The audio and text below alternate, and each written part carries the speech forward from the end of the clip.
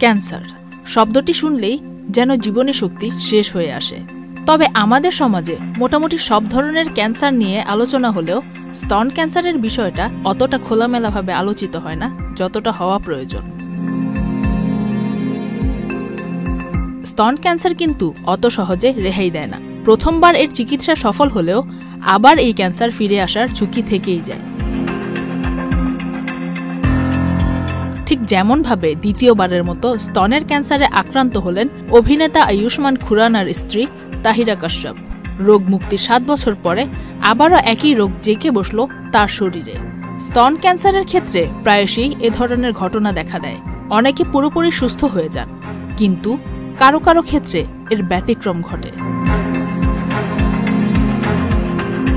Social মিডিয়ায় এই দুঃসংবাদ ভাগ করে নেন তাহিরা কাশ্যপ।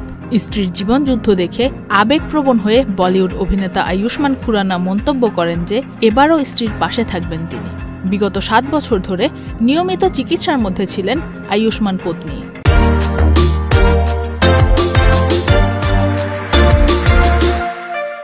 তারপরও দ্বিতীয়বার ক্যান্সার ফিরে আসায় সকলকে সচেতন থাকার পাশাপাশি চিকিৎসকের সংস্পর্শে থাকার পরামর্শ দেন তিনি। ক্যান্সার ফিরে আসার প্রক্রিয়াকে চিকিৎসা বিজ্ঞানের ভাষায় বলে মেটাস্ট্যাটিক ডেভেলপমেন্ট। জিনগত কারণেও ক্যান্সার ফিরে আসার আশঙ্কা থাকে। আবার শরীর থেকে ক্যান্সার কোষ সম্পূর্ণভাবে দূর না হলে সেখানে ফের অনিয়মিত বিভাজন শুরু হয়ে যায়। মেটাস্ট্যাটিক স্তন ক্যান্সার মস্তিষ্ক পর্যন্ত ছড়িয়ে যেতে পারে। সেক্ষেত্রে রোগীর দৃষ্টিও ঝাপসা হওয়া শুরু হয়। এমন সব সমস্যা দেখা দিলে অবশ্যই চিকিৎসকের পরামর্শ নিতে হবে। Faria Ahmed Khan, channel I.